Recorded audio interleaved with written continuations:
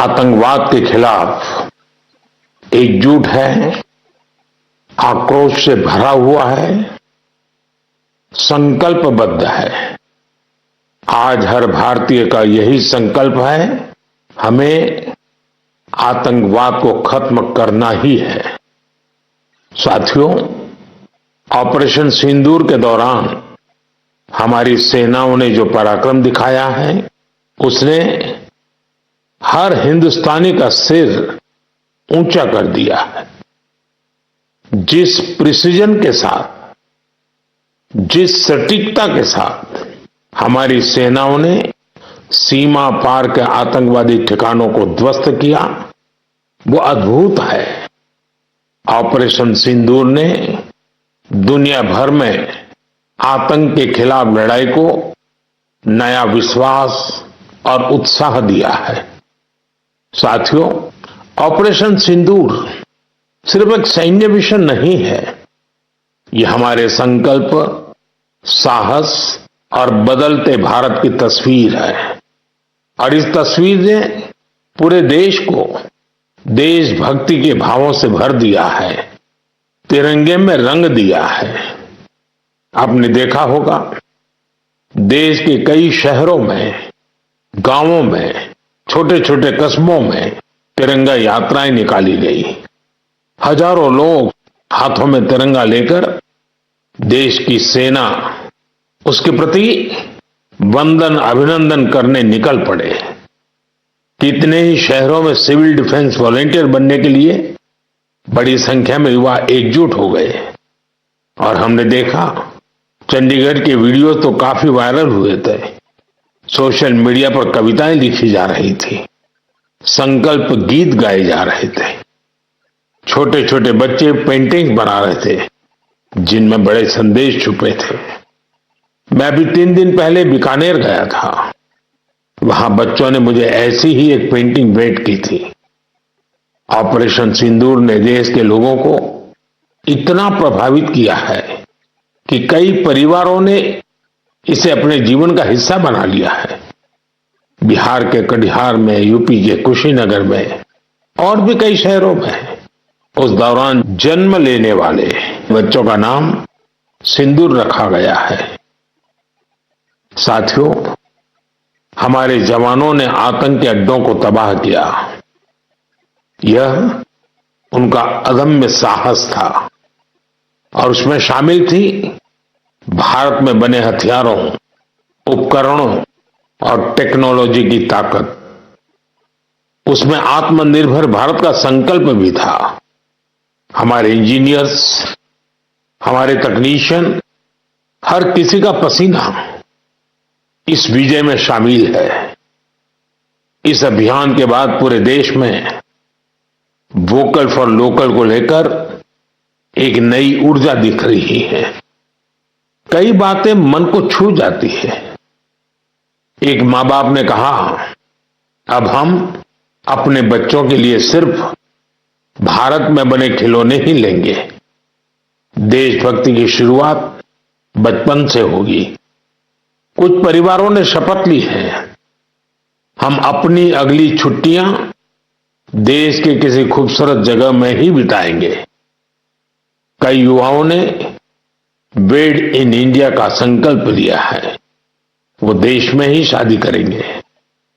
किसी ने यह भी कहा है, अब जो भी गिफ्ट देंगे वह किसी भारतीय शिल्पकार के हाथों से बना होगा। साथियों, यही तो है भारत की असली ताकत, जन मन का जुड़ाव, जन भागीदारी। मैं आप सबसे भी आग्रह करता हूं, आइए इस अवसर पर एक संकल्प लें। हम अपने जीवन में जहां भी संभव हो देश में बनी चीजों को प्राथमिकता देंगे। यह सिर्फ आर्थिक आत्मनिर्भरता की बात नहीं है, यह राष्ट्र के निर्माण में भागीदारी का भाव है। हमारा एक कदम भारत की प्रगति में बहुत बड़ा योगदान बन सकता है। साथियों, बस से कहीं आना जाना कितनी सामान्य बात है, लेकिन मैं आपको एक ऐसे गांव के बारे में बताना चाहता हूं जहां पहली बार एक बस पहुंची। इस दिन का वहां के लोग वर्षों से इंतजार कर रहे थे और जब गांव में पहली बार बस पहुंची तो लोगों ने ढोल नगाड़े बजाकर उसका स्वागत किया। बस को देखकर लोगों की खुशी का ठिकाना नहीं था। गांव में पक्की सड़क थी, लोगों को जरूरत थी, लेकिन पहले कभी यहां बस नहीं चल पाई थी। क्यों? क्योंकि ये गांव माओवादी हिंसा से प्रभावित था। यह जगह है महाराष्ट्र के गढ़चिरौली जिले में और इस गांव का नाम है काटेजरी।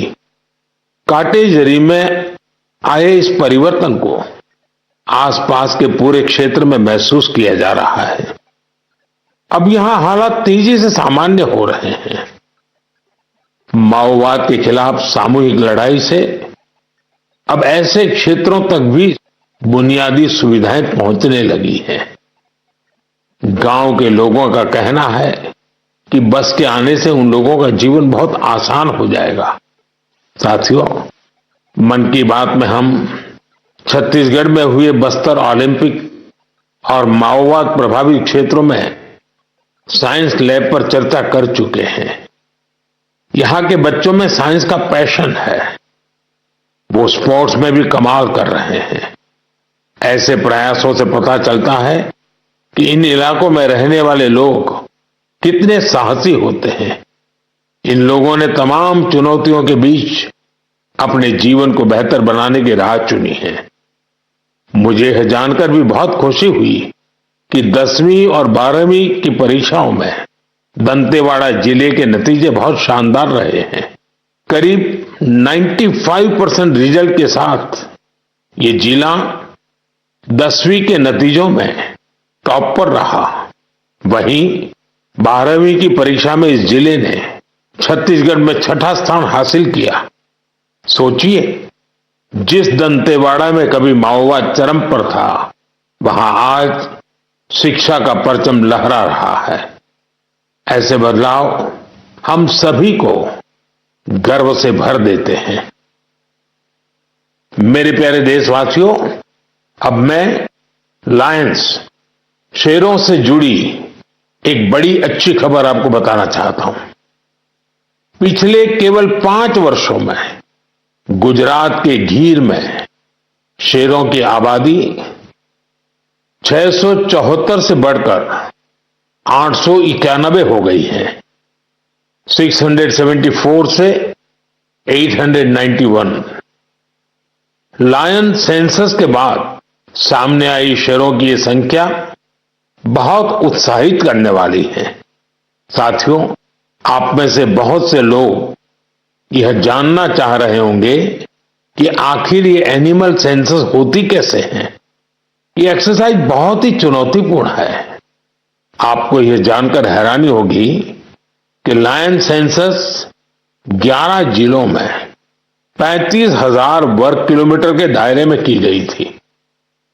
सेंसस के लिए टीमों ने राउंड द क्लॉक यानी 2400 घंटे इन क्षेत्रों की निगरानी की। इस पूरे अभियान में वेरिफिकेशन और क्रॉस वेरिफिकेशन दोनों किए गए। इससे पूरी बारीकी से शेरों की गिनती का काम पूरा हो सका। साथियों, एशियाटिक लायन की आबादी में बढ़ोतरी ये दिखाती है कि जब समाज में ओनरशिप का भाव मजबूत होता है तो कैसे शानदार नतीजे आते हैं। कुछ दशक पहले गीर में हालात बहुत चैलेंजिंग थे, लेकिन वहां के लोगों ने मिलकर बदलाव लाने का बीड़ा उठाया। वहां लेटेस्ट टेक्नोलॉजी के साथ ही ग्लोबल बेस्ट प्रैक्टिसेस को भी अपनाया गया। इसी दौरान गुजरात ऐसा पहला राज्य बना जहां बड़े पैमाने पर फॉरेस्ट ऑफिसर के पद पर महिलाओं की तैनाती की गई। आज हम जो नतीजे देख रहे हैं उसमें इन सभी का योगदान है। वाइल्ड लाइफ प्रोटेक्शन के लिए हमें ऐसे ही हमेशा जागरूक और सतर्क रहना होगा। मेरे प्यारे देशवासियों, 2-3 दिन पहले ही मैं पहली राइजिंग नॉर्थ ईस्ट समिट में गया था। उससे पहले हमने नॉर्थ ईस्ट के सामर्थ्य को समर्पित अष्टलक्ष्मी महोत्सव भी मनाया था। नॉर्थ ईस्ट की बात ही कुछ और है। वहां का सामर्थ्य, वहां का टैलेंट वाकई अद्भुत है। मुझे एक दिलचस्प कहानी पता चली है क्राफ्टेड फाइबर्स की। क्राफ्टेड फाइबर्स ये सिर्फ एक ब्रांड नहीं, सिक्किम की परंपरा, बुनाई की कला और आज के फैशन की सोच, तीनों का सुंदर संगम है। इसकी शुरुआत की डॉक्टर चेवांग नोरबू भूटिया ने। पैसे से वो वेटरनरी डॉक्टर है और दिल से सिक्किम की संस्कृति के सच्चे ब्रांड एम्बेसडर। उन्होंने सोचा क्यों न बुनाई को एक नया आयाम दिया जाए और इसी सोच से जन्म हुआ क्राफ्टेड फाइबर का। उन्होंने पारंपरिक बुनाई को मॉडर्न फैशन से जोड़ा और इसे बनाया एक सोशल एंटरप्राइज। अब उनके यहां केवल कपड़े नहीं बनते, उनके यहां जिंदगियां बुनी जाती है। वे लोकल लोगों को स्किल ट्रेनिंग देते हैं, उन्हें आत्मनिर्भर बनाते हैं। गांवों के बुनकर, पशुपालक और सेल्फ हेल्प ग्रुप्स, इन सबको जोड़कर डॉक्टर भूटिया ने रोजगार के नए रास्ते बनाए हैं। आज स्थानीय महिलाएं और कारीगर अपने हुनर से अच्छी कमाई कर रहे हैं। क्राफ्टेड फाइबर्स के शॉल, स्टॉल, दस्ताने, मोजे सब लोकल हैंडलूम से बने होते हैं। इसमें जो ऊन का इस्तेमाल होता है वो सिक्किम के खरगोशों और भेड़ों से आता है। रंग भी पूरी तरह प्राकृतिक होते हैं, कोई केमिकल नहीं, सिर्फ प्रकृति की रंगत।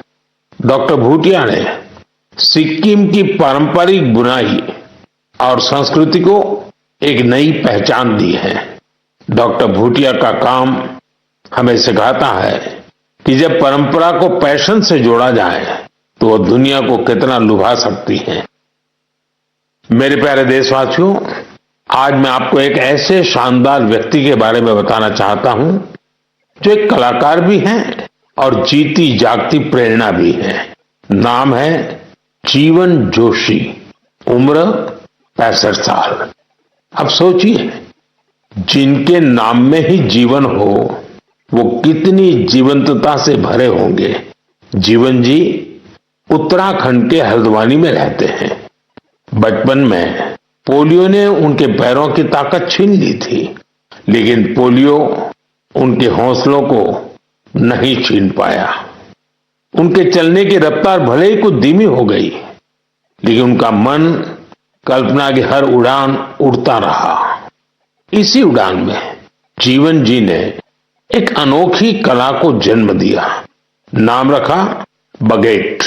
इसमें वो चीड़ के पेड़ों से गिरने वाली सूखी छाल से सुंदर कलाकृतियां बनाते हैं। वो छाल जिसे लोग आमतौर पर बेकार समझते हैं, जीवन जी के हाथों में आते ही धरोहर बन जाती है। उनकी हर रचना में उत्तराखंड की मिट्टी की खुशबू होती है। कभी पहाड़ों के लोक वाद्य यंत्र, तो कभी लगता है जैसे पहाड़ों की आत्मा उस लकड़ी में समा गई हो। जीवन जी का काम सिर्फ कला नहीं, एक साधना है। उन्होंने इस कला में अपना पूरा जीवन समर्पित कर दिया है। जीवन जोशी जैसे कलाकार हमें याद दिलाते हैं कि परिस्थितियां चाहे जैसी भी हो, अगर इरादा मजबूत हो तो नामुमकिन कुछ नहीं। उनका नाम जीवन है और उन्होंने सच में दिखा दिया कि जीवन जीना क्या होता है। मेरे प्यारे देशवासियों, आज कई ऐसी महिलाएं हैं जो खेतों के साथ ही अब आसमान की ऊंचाइयों पर काम कर रही हैं। जी हां, आपने सही सुना। अब गांव की महिलाएं ड्रोन दीदी बनकर ड्रोन उड़ा रही हैं और उससे खेती में नई क्रांति ला रही है। साथियों, तेलंगाना के संगारेड्डी जिले में कुछ समय पहले तक जिन महिलाओं को दूसरों पर निर्भर रहना पड़ता था, आज वे ही महिलाएं ड्रोन से 50 एकड़ जमीन पर दवा के छिड़काव का काम पूरा कर रही है। सुबह 3 घंटे, शाम 2 घंटे और काम निपट गया। धूप की तपन नहीं, जहर जैसे केमिकल्स का खतरा नहीं। साथियों, गांव वालों ने भी इस परिवर्तन को दिल से स्वीकार किया है। अब ये महिलाएं ड्रोन ऑपरेटर नहीं, स्काई वॉरियर्स के नाम से जानी जाती है। ये महिलाएं हमें बता रही हैं, बदलाव तब आता है जब तकनीक और संकल्प एक साथ चलते हैं। मेरे प्यारे देशवासियों, अंतर्राष्ट्रीय योग दिवस में अब 1 महीने से भी कम समय बचा है। ये अवसर याद दिलाता है कि अगर आप अब भी योग से दूर हैं, तो अब योग से जुड़े। योग आपका जीवन जीने का तरीका बदल देगा। साथियों, 21 जून 2015 में योग दिवस की शुरुआत के बाद से ही इसका आकर्षण लगातार बढ़ रहा है। इस बार भी योग दिवस को लेकर दुनिया भर में लोगों का जोश और उत्साह नजर आ रहा है। अलग अलग संस्थान अपनी तैयारियां साझा कर रहे हैं। बीते वर्षों की तस्वीरों ने बहुत प्रेरित किया है। हमने देखा है, अलग अलग देशों में किसी साल लोगों ने योग चेन बनाई, योग रिंग बनाई। ऐसी बहुत ही तस्वीरें हैं जहां एक साथ 4 जनरेशन मिलकर योग कर रही हैं। बहुत से लोगों ने अपने शहर की आइकॉनिक प्लेसेस को योग के लिए चुना। आप भी इस बार कुछ इंटरेस्टिंग तरीके से योग दिवस मनाने के बारे में सोच सकते हैं। साथियों, आंध्र प्रदेश की सरकार ने योग आंध्र अभियान शुरू किया है। इसका उद्देश्य पूरे राज्य में योग संस्कृति को विकसित करना है। इस अभियान के तहत योग करने वाले 10 लाख लोगों का एक पूल बनाया जा रहा है। मुझे इस वर्ष विशाखापत्तनम में योग दिवस कार्यक्रम में शामिल होने का अवसर मिलेगा। मुझे जानकर अच्छा लगा कि इस बार भी हमारे युवा साथी देश की विरासत से जुड़ी आइकॉनिक प्लेसेस पर योग करने वाले हैं। कई युवाओं ने नए रिकॉर्ड बनाने और योग चेन का हिस्सा बनने का संकल्प लिया है। हमारे कॉरपोरेट भी इसमें पीछे नहीं है। कुछ संस्थानों ने ऑफिस में ही योग अभ्यास के लिए अलग स्थान तय कर दिया है। कुछ स्टार्टअप्स ने अपने ऑफिस योग अवर्स तय कर दिए हैं। ऐसे भी लोग हैं जो गांवों में जाकर योग सिखाने की तैयारी कर रहे हैं। हेल्थ और फिटनेस को लेकर लोगों की ये जागरूकता मुझे बहुत आनंद देती है। साथियों, योग दिवस के साथ साथ आयुर्वेद के क्षेत्र में भी कुछ ऐसा हुआ है जिसके बारे में जानकर आपको बहुत खुशी होगी। कल ही यानी 24 मई को WHO के डायरेक्टर जनरल और मेरे मित्र तुलसी भाई की मौजूदगी में एक MOU साइन किया गया है। इस एग्रीमेंट के साथ ही international classification of health interventions के तहत एक डेडिकेटेड ट्रेडिशनल मेडिसिन मॉड्यूल पर काम शुरू हो गया है। इस पहल से आयुष को पूरी दुनिया में वैज्ञानिक तरीके से अधिक लोगों तक पहुंचाने में मदद मिलेगी। साथियों, आपने स्कूलों में ब्लैक बोर्ड तो देखा होगा, लेकिन अब कुछ स्कूलों में शुगर बोर्ड भी लगाया जा रहा है। ब्लैक बोर्ड नहीं, शुगर बोर्ड। CBSE की इस अनोखी पहल का उद्देश्य है बच्चों को उनके शुगर इंटेक के प्रति जागरूक करना। कितनी चीनी लेनी चाहिए और कितनी चीनी खाई जा रही है, ये जानकर बच्चे खुद से ही हेल्दी विकल्प चुनने लगे हैं। ये एक अनोखा प्रयास है और इसका असर भी बड़ा पॉजिटिव होगा। बचपन से ही स्वस्थ जीवन शैली की आदतें डालने में ये काफी मददगार साबित हो सकता है। कई अभिभावकों ने इसे सराहा है और मेरा मानना है ऐसी पहल दफ्तरों, कैंटीनों और संस्थानों में भी होनी चाहिए। आखिरकार सेहत है तो सब कुछ है। फिट इंडिया ही स्ट्रांग इंडिया की नींव है। मेरे प्यारे देशवासियों, स्वच्छ भारत की बात हो और मन की बात के श्रोता पीछे रहें, ऐसा कैसे हो सकता है भला? मुझे पूरा विश्वास है कि आप सब अपने अपने स्तर पर इस अभियान को मजबूती दे रहे हैं। लेकिन आज मैं आपको एक ऐसी मिसाल के बारे में बताना चाहता हूं जहां स्वच्छता के संकल्प ने पहाड़ जैसी चुनौतियों को भी मात दे दी। आप सोचिए, कोई व्यक्ति बर्फीली पहाड़ियों पर चढ़ाई कर रहा हो, जहां सांस लेना मुश्किल हो, कदम कदम पर जान को खतरा हो, और फिर भी वो व्यक्ति वहां सफाई में जुटा हो। ऐसा ही कुछ किया है हमारी आईटीबीपी की टीमों के सदस्यों ने। ये टीम माउंट मकालू जैसे विश्व की सबसे कठिन चोटी पर चढ़ाई के लिए गई थी। पर साथियों, उन्होंने सिर्फ पर्वतारोहण नहीं किया, उन्होंने अपने लक्ष्य में एक मिशन और जोड़ा, स्वच्छता का। चोटी के पास जो कचरा पड़ा था, उन्होंने उसे हटाने का बीड़ा उठाया। आप कल्पना कीजिए, 150 किलो से ज्यादा नॉन बायोडिग्रेडेबल वेस्ट इस टीम के सदस्य अपने साथ नीचे लाए। इतनी ऊंचाई पर सफाई करना कोई आसान काम नहीं है, लेकिन यह दिखाता है कि जहां संकल्प होता है वहां रास्ते अपने आप बन जाते हैं। साथियों, इसी से जुड़ा एक और जरूरी विषय है पेपर वेस्ट और रिसाइकलिंग। हमारे घरों और दफ्तरों में हर दिन बहुत सारा पेपर वेस्ट निकलता है। शायद हम इसे सामान्य मानते हैं, लेकिन आपको जानकर हैरानी होगी, देश के लैंडफिल वेस्ट का लगभग 1/4 हिस्सा कागज से जुड़ा होता है। आज जरूरत है हर व्यक्ति इस दिशा में जरूर सोचे। मुझे जानकर अच्छा लगा कि भारत के कई स्टार्टअप्स इस सेक्टर में शानदार काम कर रहे हैं। विशाखापत्तनम, गुरुग्राम ऐसे कई शहरों में कई स्टार्टअप पेपर रिसाइकलिंग के इनोवेटिव तरीके अपना रहे हैं।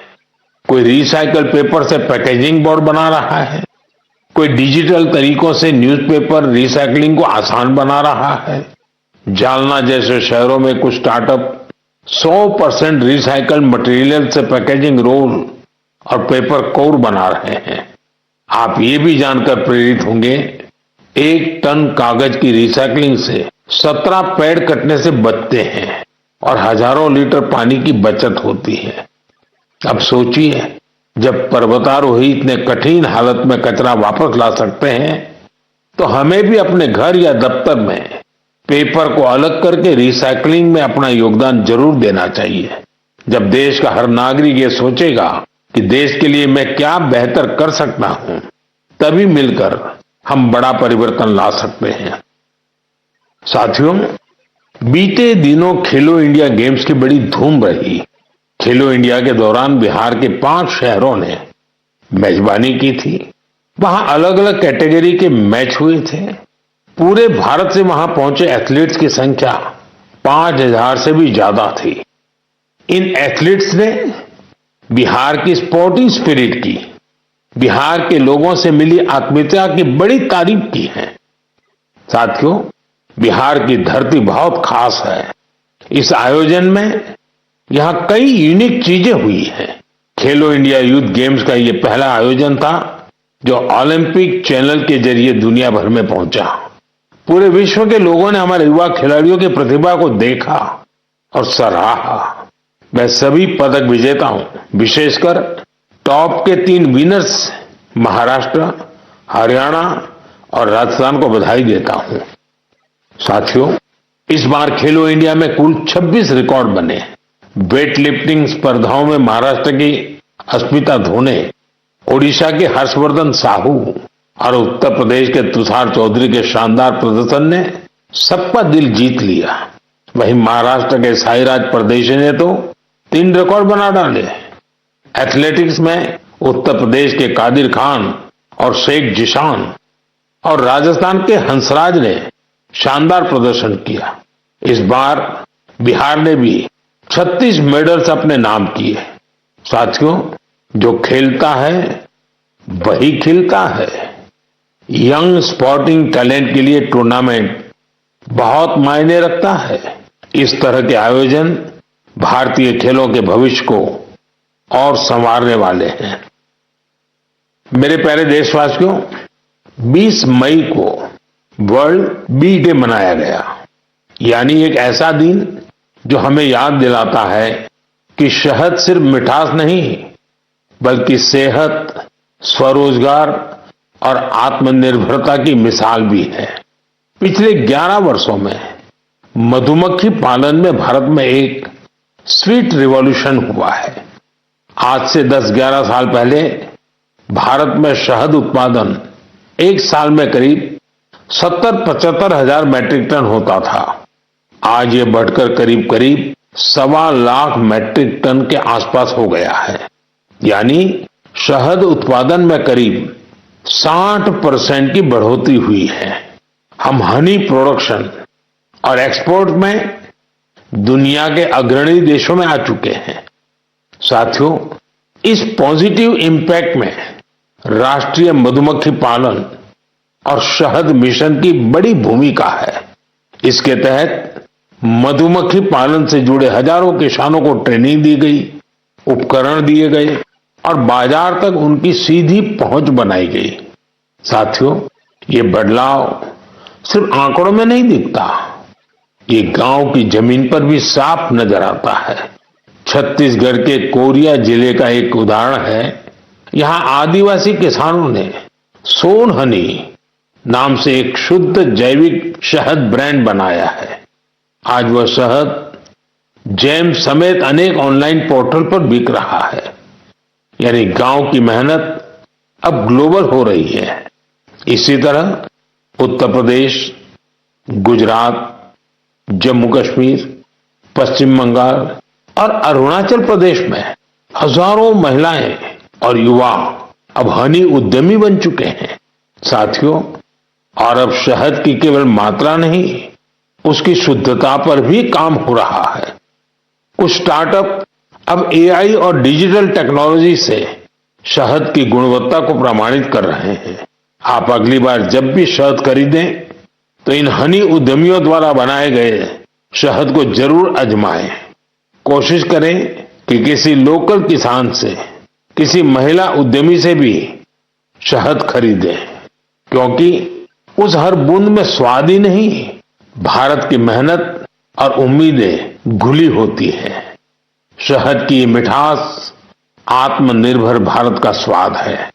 साथियों, जब हम शहद से जुड़े देशों के प्रयासों की बात कर रहे हैं तो मैं आपको एक और पहल के बारे में बताना चाहता हूं। ये हमें याद दिलाती है कि हनी बीज की सुरक्षा सिर्फ पर्यावरण की नहीं, हमारी खेती और फ्यूचर जनरेशन की भी जिम्मेदारी है। ये उदाहरण है पुणे शहर का, जहां एक हाउसिंग सोसाइटी में मधुमक्खियों का एक छत्ता हटाया गया। शायद सुरक्षा के कारण या डर की वजह से, लेकिन इस घटना ने किसी को कुछ सोचने पर मजबूर कर दिया। अमित नाम के युवा ने तय किया कि बीज को हटाना नहीं, उन्हें बचाना चाहिए। उन्होंने खुद सीखा, मधुमक्खियों पर सर्च की और दूसरों को भी जोड़ना शुरू किया। धीरे धीरे उन्होंने एक टीम बनाई जिसे उन्होंने नाम दिया बी फ्रेंड्स, यानी बी मित्र। अब ये बी फ्रेंड्स मधुमक्खियों के छत्तों को एक जगह से दूसरी जगह सुरक्षित तरीके से ट्रांसफर करते हैं ताकि लोगों को खतरा न हो और हनी बीज भी जिंदा रहे। अमित जी के इस प्रयास का असर भी बड़ा शानदार हुआ है। हनी बीज की कॉलोनी बच रही है, हनी प्रोडक्शन बढ़ रहा है और सबसे जरूरी है, लोगों में अवेयरनेस भी बढ़ रही है। ये पहल हमें सिखाती है कि जब हम प्रकृति के साथ तालमेल में काम करते हैं तो उसका फायदा सबको मिलता है। मेरे प्यारे देशवासियों, मन की बात के इस एपिसोड में इस बार इतना ही। आप इसी तरह देश के लोगों की उपलब्धियों को, समाज के लिए उनके प्रयासों को मुझे भेजते रहिए। मन की बात के अगले एपिसोड में फिर मिलेंगे। कई नए विषयों और देशवासियों की नई उपलब्धियों की चर्चा करेंगे। मुझे आपके संदेशों का इंतजार है। आप सबका बहुत बहुत धन्यवाद। नमस्कार।